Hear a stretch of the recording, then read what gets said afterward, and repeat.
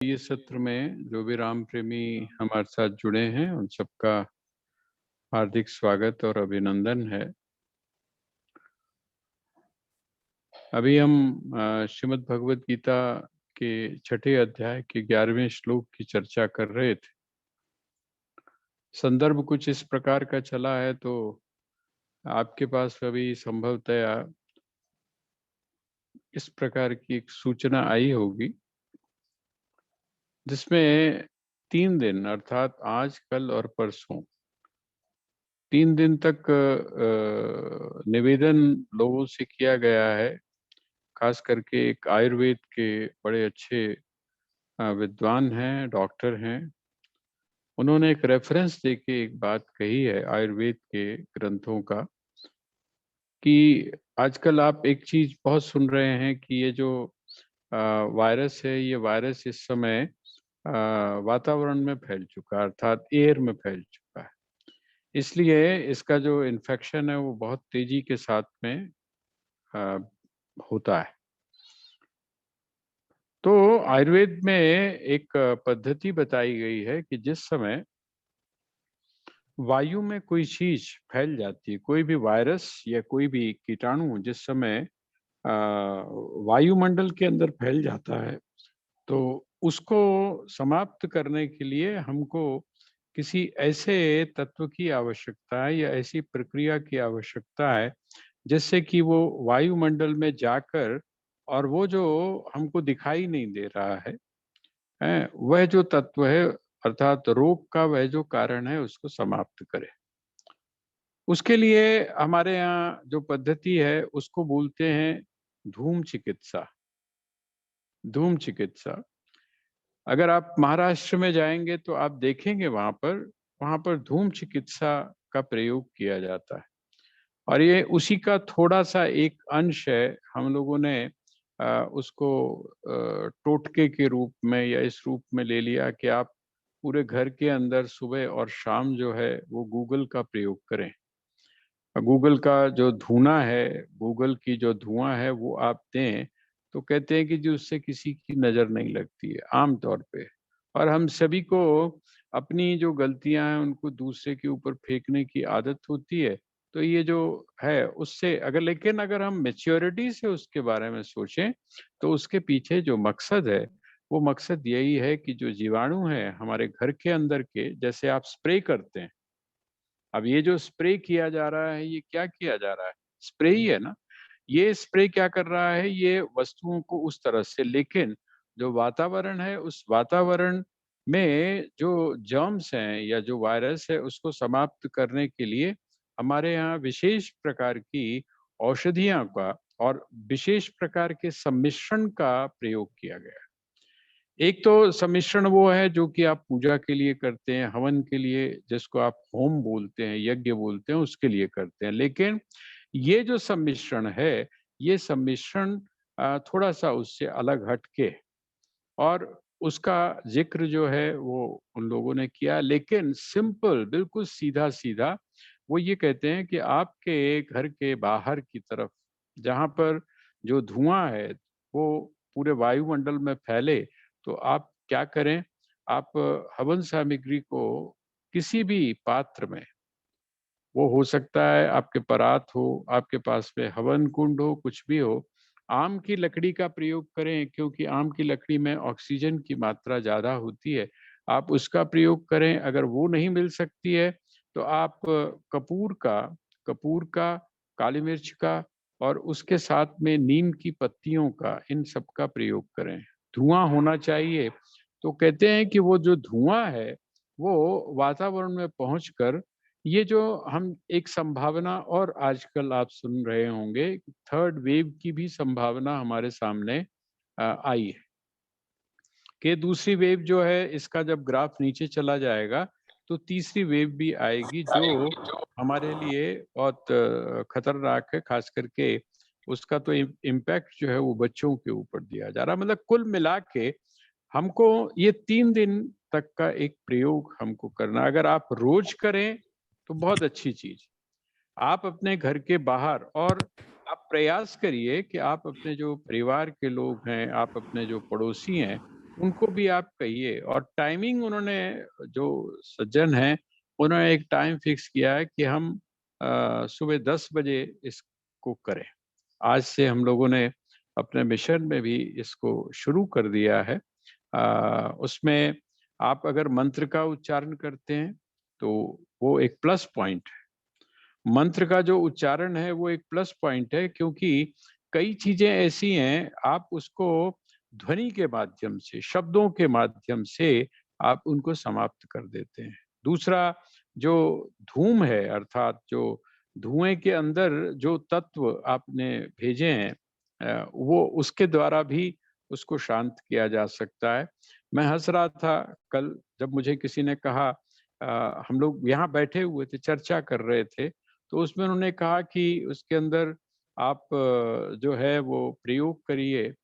आप लोगों ने एक हवन सुना होगा, खास करके पंजाब के लोगों ने, उसको बोलते हैं कौड़ा हवन। मेरे ख्याल से सुना होगा। कौड़ा हवन जो होता था वो होता था कि अगर किसी घर के ऊपर कोई बाधा है, कोई प्रेत है, कोई भूत है, इस तरह की अगर किसी को शक होता था तो वो कौड़ा हवन करवाता। तो उस कौड़े हवन में क्या होता था कि जो ये होती थी आपका नमक का प्रयोग होता था। तो इसके अंदर भी वो बोलते हैं कि आप जो है नमक का भी प्रयोग करिए। और नमक कौन-सा हो? तो वो जो आप हम लोग खाते हैं ना व्रतों में, व्रत में जो नमक खाते हैं, उस नमक का आप प्रयोग करें, काली मिर्च का आप प्रयोग करें, ताकि ये जो चीज़ें हैं ये ऊपर जाकर वातावरण में फैलकर और वो जो जर्म्स हैं उनको समाप्त करें। तो वातावरण की शुद्धता, अचानक ही ये ऐसा वातावरण की बात आ गई, तो मैंने कहा ये भी आपसे बात को साझा कर लिया जाए। और यदि आप ऐसा रोज करते हैं, एक नियम यदि आप बना लें, तो मुझे लगता है कि आपके घर के अंदर बहुत सारी चीजें जो हैं, जो आपको जाने अनजाने में, है ना, जो कीटाणु, रोग के कीटाणु आपके ऊपर प्रभावी होते हैं, वो नहीं हो पाएंगे। अब आइए हम असली जगह पर पहुंचते हैं। शुचौ देशे प्रतिष्ठाप्य स्थिर मासनम आत्मना। स्थान आपने पवित्र कर लिया, शुचौ, और उसके बाद में आपने स्थिर आसन बना लिया। स्थिर आसन जो बनाया वो कैसा है? तो कहते हैं नात्युच्छ्रितम नाति नीचम। ना तो वो बहुत ऊंचा हो और ना वो बहुत नीचा हो, सम हो। सम हो वो। सम होने का मतलब क्या है? अगर आप ऊंचे बैठे हुए हैं तो आपको गिरने का खतरा होगा। यदि आप नीचे बैठे हुए हैं, जैसे कई लोगों को आपने देखा होगा, कई लोग शिलाओं के ऊपर बैठ जाते हैं। शिला के ऊपर बैठकर, चट्टान के जो बीच की जो है उसके ऊपर बैठकर आप क्या करते हैं? आप ध्यान करने का प्रयास करते हैं। अब जिस समय आप शिला के ऊपर बैठे हैं, आप सभी जानते हैं कि सबसे ज्यादा नींद कब आती है। आदमी को सबसे ज्यादा नींद कब आती है? जिसको नींद ना आती हो, जिसको नींद ना आती हो, जो कहता हो कि मुझे जी रात को नींद नहीं आती, तो कहते हैं कि उसको आप किसी सत्संग में ले जाओ, वहां उसको झपकियां आनी शुरू हो जाएंगी। है ना? वो जो निद्रा देवी है वो सोचती है कि चलो मैं भी कम से कम यहाँ पर अपना प्रभाव तो डाल लूं, ये शांत होके बैठा हुआ है। और उससे भी ज्यादा नींद कब आती है? वहां तो आप सुन रहे होते हैं ना, वहां तो आप सुन रहे हैं, आपको पता है कि मुझे टोक देगा कोई, है। और जब टोक देगा तो आपको समाज के अंदर, अगर आप लोगों के बीच में बैठे हैं तो आपको बहुत बुरा लगेगा। और आप यहाँ पर क्या है, आप एकांत में बैठे हैं, अकेले बैठे हुए हैं। तो ऐसे में तो नींद आने की संभावना जरा ज्यादा ही कुछ हो जाती है। आपने आंखें भी बंद की हुई हैं, और सामने वाला, आप सोच रहे हैं, लोग सोच रहे हैं कि ध्यान में बैठा है, और पता चला कि आप तो दूसरे ध्यान में गए हो। ऐसी स्थिति में यदि आप ऊंची स्थिति में हैं, अर्थात ऊंची जगह पर बैठे हैं, तो गिरने की भी संभावना है। तो नात्युच्चतम और नाति नीचम। यदि आप नीचे बैठते हैं, नीचे का मतलब आप कई लोगों को आपने देखा होगा, महापुरुषों को या सिद्धों को या योगियों को, वो क्या करते हैं, नीचे गड्ढा खोद के उसमें बैठते हैं। आप कभी अगर किसी गुफा में जाने का अगर आपको अनुभव हो, तो आप देखेंगे कि उस गुफा में क्या होता है, ऑक्सीजन की कमी होती है।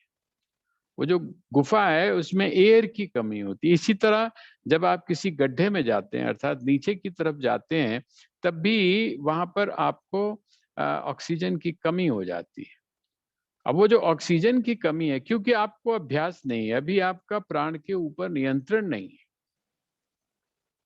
और जब आपका प्राण के ऊपर, स्वामी राम के यहाँ ऋषिकेश से थोड़ा सा आगे एक स्थान है, वहां पर एक गुफा बनी हुई है, जो कहा जाता है, वो कहते हैं कि उनको, स्वामी जी को रियलाइजेशन वहीं पर हुआ था। उसको ब्रह्म गुफा के नाम से भी बोला जाता है, राम गुफा के नाम से भी बोला जाता है। और वो गुफा नहीं है, मतलब वैसी गुफा नहीं है जैसी पहाड़ों में होती है। वो चट्टान है, एक जगह के ऊपर एक चट्टान सी आ गई है, उसके बीच का जो स्पेस है, वहां पर लोग बैठते थे, संत लोग। अभी भी लोग बैठते हैं वहां पर, क्योंकि फॉरेस्ट डिपार्टमेंट के अंदर में है वो, तो बैठते हैं, संत लोग बैठते हैं। लेकिन उन संतों का दूसरा कुछ काम है, और ये जिसकी मैं बात, तो वहां पर ऑक्सीजन की कमी है। तभी यहाँ पर भगवान कहते हैं कि अभी आपने साधना को प्रारंभ किया है, इसलिए अभी आप ऐसे कोई एक्सपेरिमेंट मत करिए। आप सिंपल, सीधा सीधा, नात्युच्चृतम नाति नीचम, ना तो ऊंचा हो और ना नीचा हो। ऊंचा, अगर ऊंचे स्थान पर आप बैठते हैं तो भी आपको दिक्कत हो सकती है, परेशानी हो सकती है।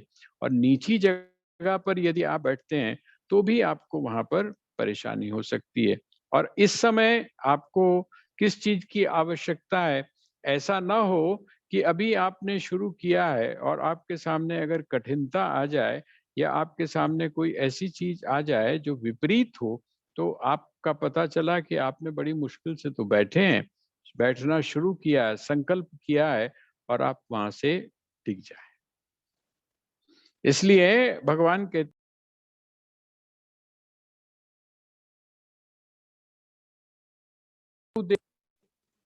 कि वो जो स्थान है, वो स्थान कैसा हो, तो कहते हैं शुचि हो, पवित्र हो।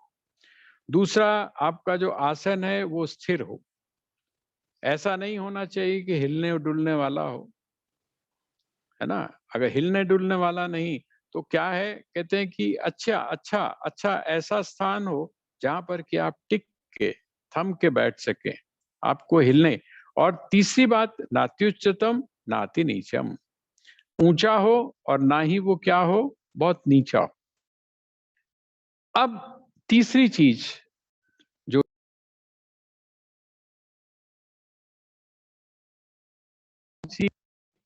तो कहते हैं चैला जिन आवाज नहीं आ- कुशोत्तरम, चैला जिन कुशोत्तरम,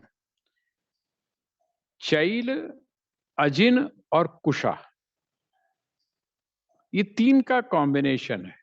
आप बैठे कैसे, जमीन के ऊपर आप बैठेंगे तो आपको दिक्कत होगी। तो वो जो आसन है, अर्थात आपका आसन किस प्रकार का हो, तो कहते हैं सबसे पहले तो कुशा। कुशा, आप सभी जानते हैं कि कुशा का हमारी संस्कृति में क्या महत्व है। कुशा जो है, उसका हमारी संस्कृति में महत्व क्या। आप जिस समय सूर्य ग्रहण होता है या चंद्र ग्रहण होता है, तो आप क्या करते हैं, आप जो है वो जो कुशाएं हैं, कुशा है, उस कुशा को खाने पीने की जो चीजें हैं उसमें आप डाल देते हैं। और आपको क्या लगता है कि उसके ऊपर जो वातावरण में जो आने वाली रेजेस हैं, उनका किसी भी प्रकार का प्रभाव वहां पर नहीं पड़ता। तो ये जो कुशा है, जिसको हम सामान्य एक तरह से घास समझते हैं, लेकिन वो सामान्य नहीं है। अगर आप उसको माइथोलॉजिकल बोलें, देखें अगर आप, हैं, जो हमारे धर्मशास्त्र हैं उनके हिसाब से यदि आप देखें, तो जब भगवान विष्णु ने क्या किया, वराह का अवतार लिया हिरण्याक्ष को मारने के लिए, जब भगवान ने वराह का अवतार लिया, तो वराह जिस समय बाहर निकला पानी में से, जब बाहर निकला, आप देखेंगे कि जो पशु हैं, आपके जो पालतू पशु भी होते हैं, वो जिस समय बाहर निकलते हैं आप भीग कर, तो वो क्या करते हैं, अपने शरीर को फड़फड़ाते हैं। अपने जो रोम होते हैं उनको झटक कर उनको उसमें से जो छींटे हैं वो लगाते हैं। तो वहाँ पर क्या हुआ, जिस समय वराह ने इस प्रकार से किया, तो कहते हैं उनके जो रोम जहाँ-जहाँ पर गिरे, वहाँ-वहाँ पर कुशा। इसका मतलब भगवान विष्णु के साथ में भी इनका संबंध है। इसीलिए जो कुशा है वो बहुत पैनी होती है, बहुत तेज होती है। मैंने आपको बताया था योग कर्मसु कौशलम, जिस समय कुशलता की बात आती है तो कुशलता का अर्थ कुशा के साथ में, तो कुशा को पवित्र माना गया। और दूसरा ये माना गया कि आपके भीतर जो एनर्जी पैदा होती है, आप जिस समय बैठते हैं, आप ध्यान में जब बैठते हैं, आप जिस समय अपनी वृत्तियों को आप एकाग्र करते हैं, तो आपकी जो एनर्जी है वो गुरुत्वाकर्षण के नियम के अनुसार पृथ्वी में न चली जाए। पृथ्वी में चली गई तब भी वही बात है, अर्थात आपने एक चीज पैदा की और उसके बाद में उसको आपने फेंक दिया, खर्च कर दिया, तो भी वही बात है, आप तो खाली हो गए ना। और खाली आप तब भी थे जबकि आप वो बिखरी हुई थी।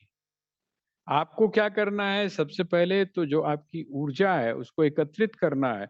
उसके लिए उन्होंने कहा सबसे पहले कुशा, और कुशा के ऊपर फिर उन्होंने कहा कि उसके ऊपर वस्त्र। वस्त्र कौन सा? तो कहते हैं वस्त्र चाहिए आपको ऊन का। ऊन की विशेषता आप सभी जानते हैं। कहते हैं हमारे यहाँ जो धर्मशास्त्र हैं उसमें कहते हैं कि सिल्क जो होता है, सिल्क है और ऊन है और घी है, ये कुछ चीजें ऐसी हैं जो अपवित्र नहीं होती। ये कुछ चीजें अपवित्र नहीं होती हैं। तो आपने क्या बिछाया? आपने उसके ऊपर आसन बिछाया। किस चीज का? ऊन का, है ना? या आपने उसके ऊपर इस प्रकार का आसन बिठाया बिछाया जो सदैव पवित्र रहने वाला। ऐसा नहीं है। ये आपको वाल्मीकि रामायण के अंदर भी इस तरह का दृष्टांत मिल जाता है। जिस समय अनुसुईया ने माँ सीता को वो जो वस्त्र दिए थे, आपको ध्यान होगा कि जब आप सुंदरकांड पढ़ते हैं उसका, तो वो वस्त्र जो हैं वो वैसे के वैसे ही। इतना समय बीत जाने के बाद में भी वो जो वस्त्र हैं उनके ऊपर किसी भी प्रकार का दूषित प्रभाव नहीं हुआ है, गंदे नहीं हुए हैं वो। इसीलिए हम लोगों के यहाँ पूजा के समय जो है वो आम तौर पर ये कहा जाता है कि आप सिल्क के कपड़ों को पहने, क्योंकि सिल्क के जो कपड़े हैं उनके ऊपर प्रदूषण जो है, वाइब्रेशन का प्रभाव उतना नहीं पड़ता है। तो यहाँ कहते हैं कि सबसे पहले आपने क्या बिछाया? कुशा बिछाई। कुशा के ऊपर आपने ऊन का आसन बिछाया, और ऊन के आसन के ऊपर आपने क्या बिछा दिया? कहते हैं उसके ऊपर आपने चैल, चैल का मतलब मृगचर्म, है ना? आपने उसके ऊपर क्या बिछा दिया? कहते हैं उसके बाद में आपने जो मृग का जो चर्म है,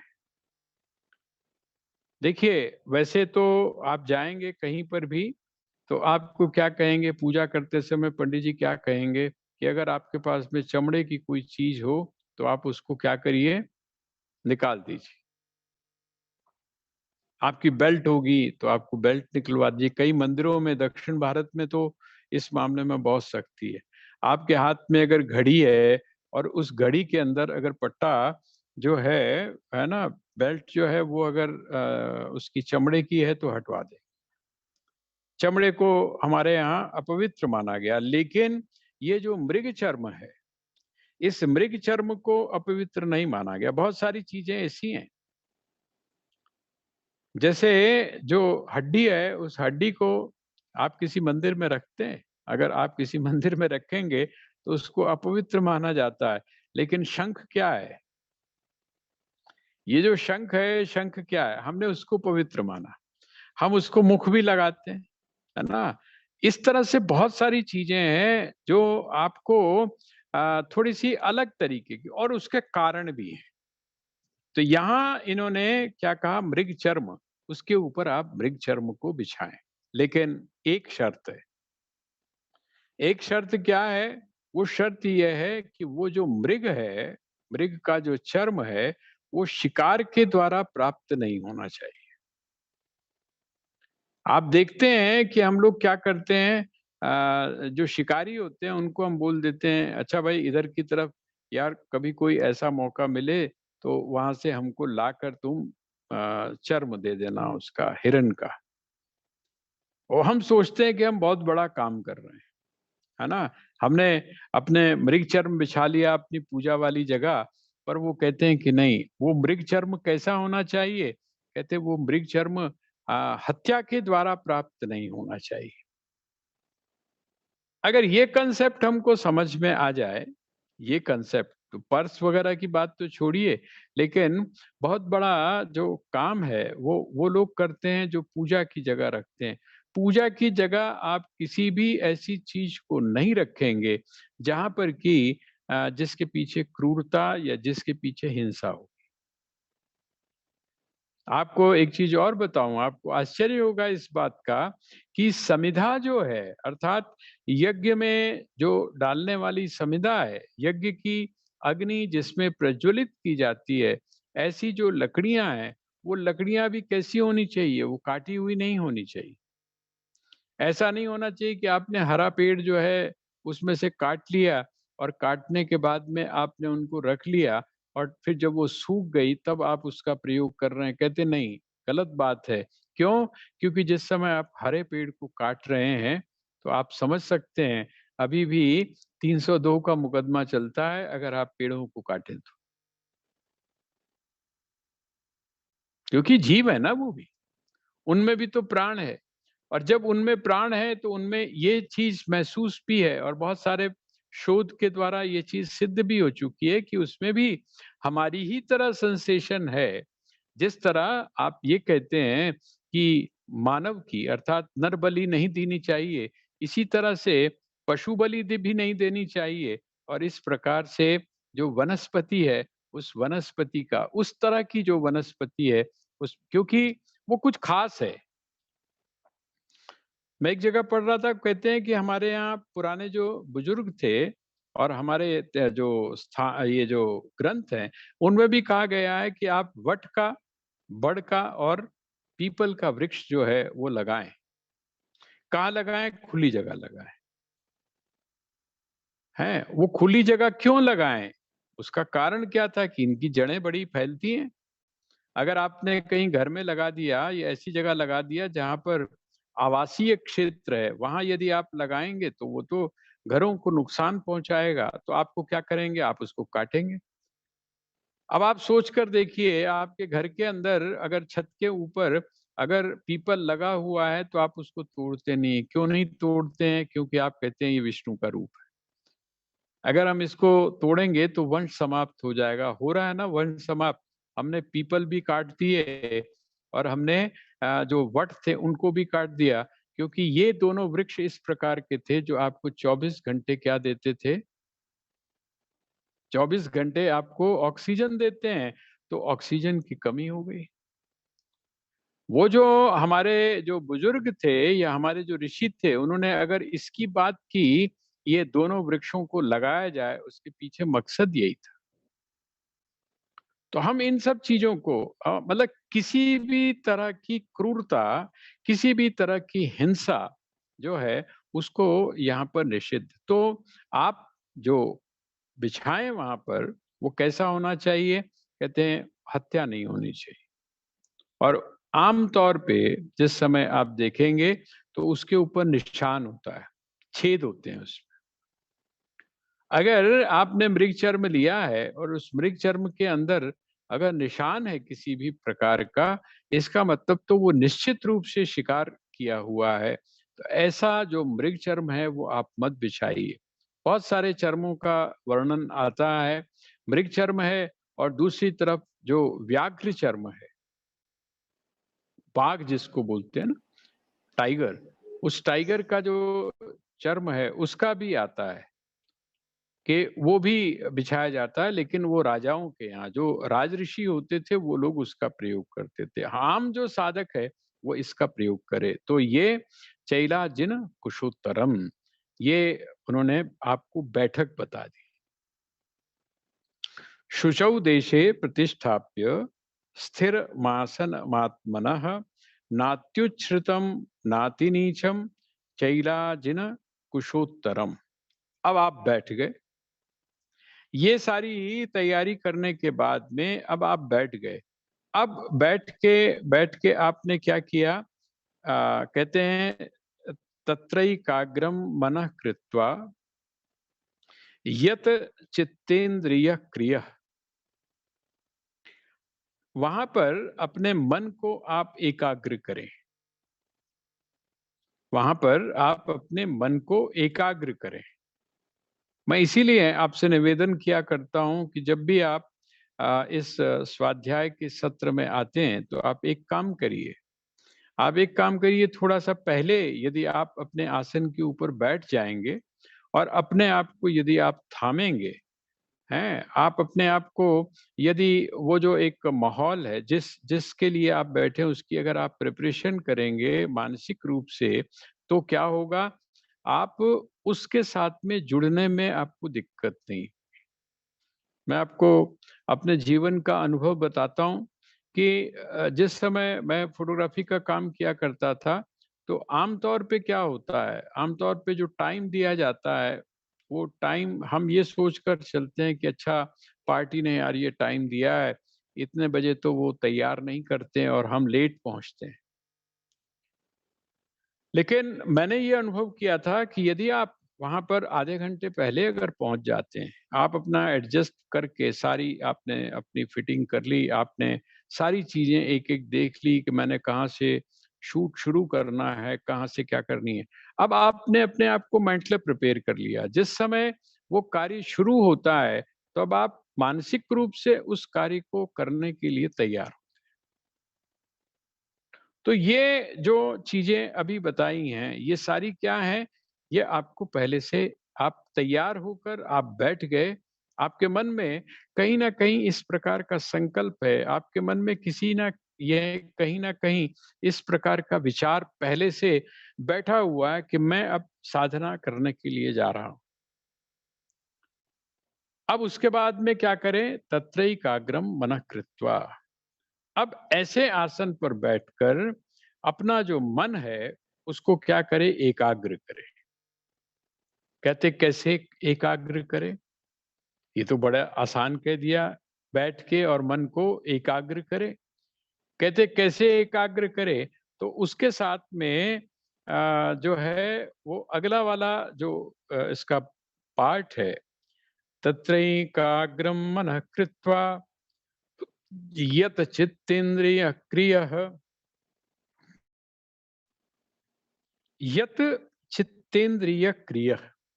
ये यत शब्द जो है इसको आप नोट कीजिए। यत का मतलब होता है नियमन करना। जैसे आप बोलते हैं ना नियत, वो नियत नहीं, उर्दू वाला शब्द नहीं, ना में बड़ी ई की मात्रा नहीं, बल्कि नी नी जो उपसर्ग है उसके साथ में जब यत शब्द का प्रयोग किया जाता है, नियत का मतलब सुनिश्चित। कहते हैं ना आप नियत समय पर पहुंच जाइएगा, आप नियत समय पर नहीं पहुंचे, इसलिए नियत का अर्थ हुआ सुनिश्चित, जो समय आपको दिया गया है। तो यत का अर्थ क्या है? यत का अर्थ है जो आपने जिसको कंट्रोल किया हुआ है, जो आपके हाथ में है, जिसके ऊपर आपका पूरी तरह से नियंत्रण है। किसको कहते? चित्त इंद्रिय क्रिया। चित्त और इंद्रियों की क्रियाएं हैं। यत चित्त इंद्रिय क्रिया। पहले तो पहला वाला जो श्लोक था उसमें उन्होंने बाहरी आपको एक बताया कि आप इस तरह से बैठें। अब इस तरह से बैठना मात्र पर्याप्त नहीं है, आपको भीतर करना क्या है?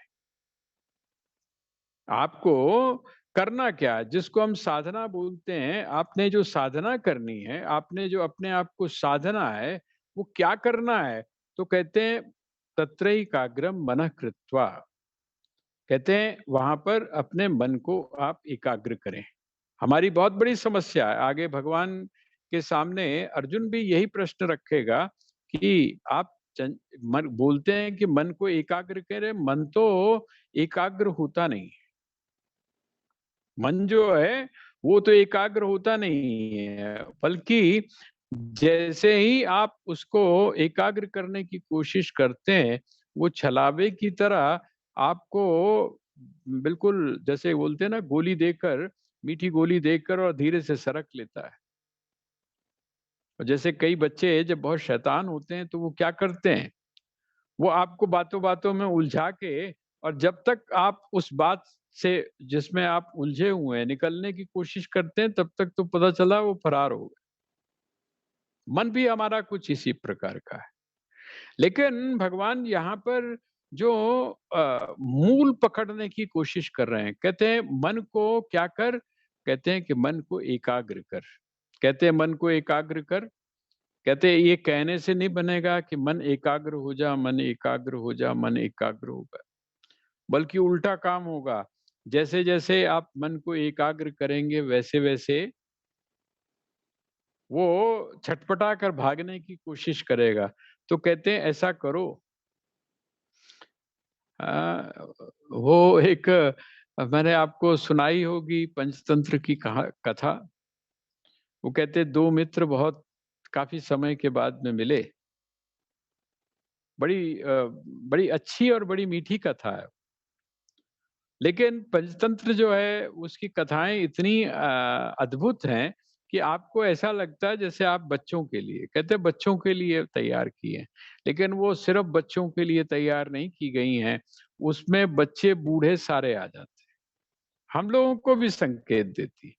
तो वो कहते हैं कि जो दो मित्र थे बड़े दिनों के बाद में मिले, तो जिसके यहाँ जो एक मित्र था वो आया था, घूमते घूमते वो उसके यहाँ आ गया। तो बहुत दिनों बाद मिले, तो सबसे अच्छा फुर्सत का टाइम क्या होता है, आपने सारे दिन अपने अपने काम निपटाए, उसने भी निपटाए, उसने भी निपटाए। और बड़ा अच्छा तरीका ये होता है जब आप अपने अपने बिस्तर के ऊपर लेट गए, तो फिर गपशप जो है वो शुरू हो जाती है। हम लोग भी ऐसे ही करते हैं, है ना? सारे दिन तो अपने अपने काम में बिजी हैं, जिस समय लेटे और लेटने के बाद में फिर शुरू हो जाता है, हाँ भाई अब सुना यार तू, अब बिल्कुल रिलैक्स मूड में हैं हम। और रिलैक्स मूड में होने के बाद में तब हम बात शुरू करते हैं, तो वो रिलैक्स हुए। लेकिन वो जो जिसका वो कुटिया थी, जिसका वो स्थान था, उसने हाथ में एक फटा हुआ बांस ले रखा था। फटा हुआ बांस लिया हुआ था।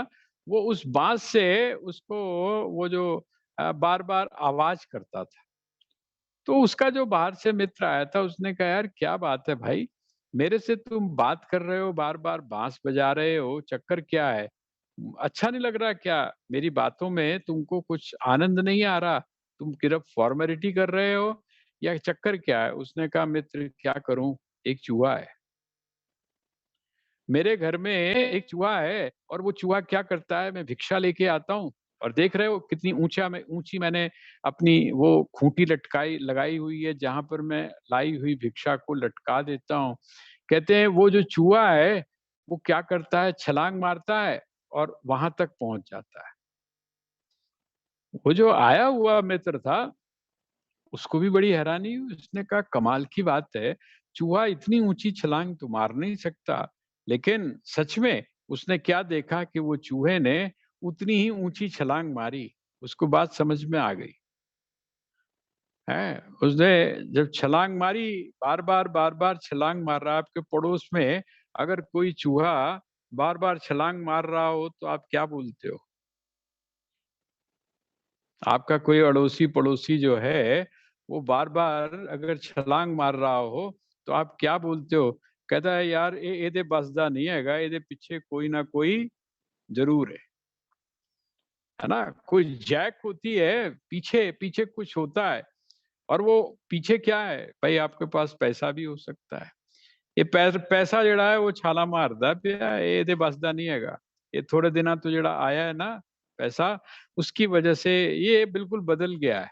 ये हम आम तौर पे भाषा में बोलते हैं। तो उसने कहा कि अच्छा कोई बात नहीं मित्र, ऐसा है, रात निकालते हैं, सुबह मैं इसका इलाज करता हूँ। सुबह ढूँढना शुरू किया इसकी बिल कहाँ है, और जिस समय उसकी बिल ढूँढी तो उसको बिल को खोदा गया, उसमें काफ़ी सारा माल था।